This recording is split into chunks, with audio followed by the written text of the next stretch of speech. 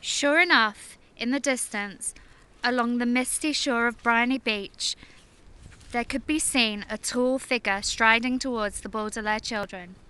Sonny had already been staring and shrieking at the figure for some time when Klaus looked up from his spiny crab he was examining and saw it too.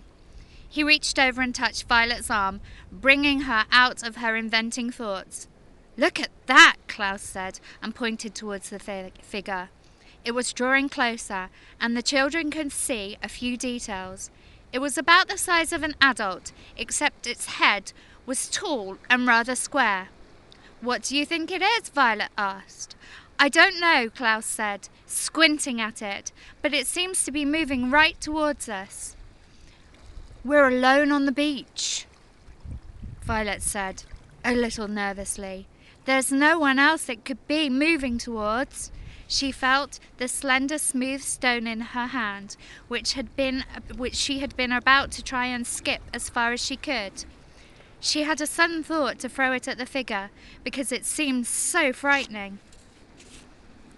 "It only seems scary," Klaus said, as if reading his sister's thoughts, "because of all the mist." This was true.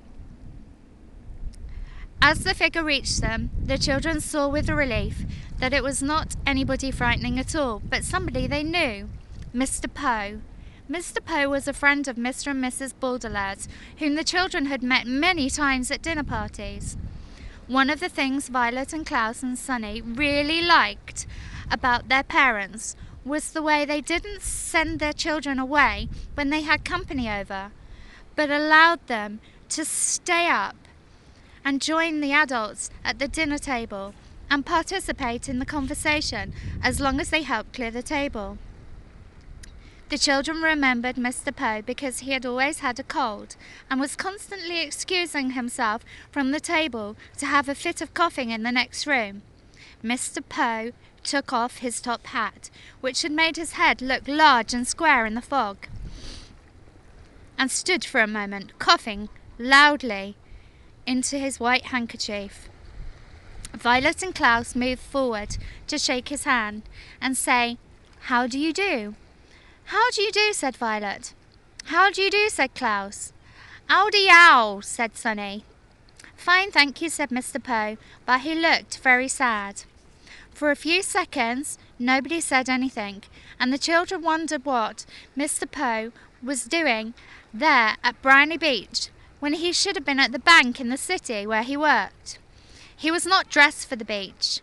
"It's a very nice day," Violet said finally, making conversation.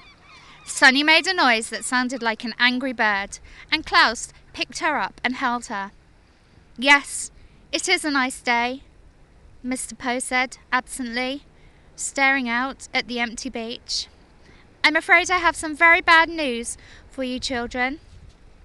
The three Baudelaire siblings looked at him. Violet, with some embarrassment, felt the stone in her left hand and was glad she had not thrown it at Mr. Poe. "Your parents," Mr. Poe said, "have perished in a terrible fire." The children didn't say anything. "I'm very sorry to tell you this, my dears." Violet took her eyes off Mr. Poe and stared out at the ocean. Mr. Poe had never called the Baudelaire children my dears before. She understood the words he was saying, but thought he must be joking, playing a terrible joke on her brother and sister. "Perished," Mr. Poe said, "means killed." "We know what the word perished means," Klaus said crossly.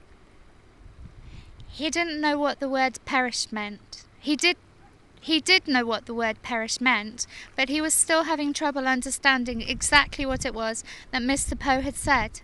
It seemed to him that Mr. Poe must somehow have misspoken. "The fire department arrived, of course," said Mr. Poe, "but they were too late. The entire house was engulfed in the fire. It burnt to the ground." Klaus pictured all the books in the library going up in flames. Now he'd never read all of them. Mr. Poe coughed several times into his handkerchief before continuing. I was sent to retrieve you here and to take you to my home, where you'll stay for some time while we figure things out. I am the executor of your parents' estate.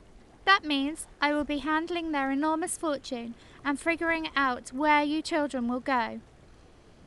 When Violet comes of age, the fortune will be yours, but the bank will take charge of it until you are old enough. Although he said he was the executor, Violet felt like Mr. Poe was the executioner. He had simply walked down the beach to them and had changed their life forever.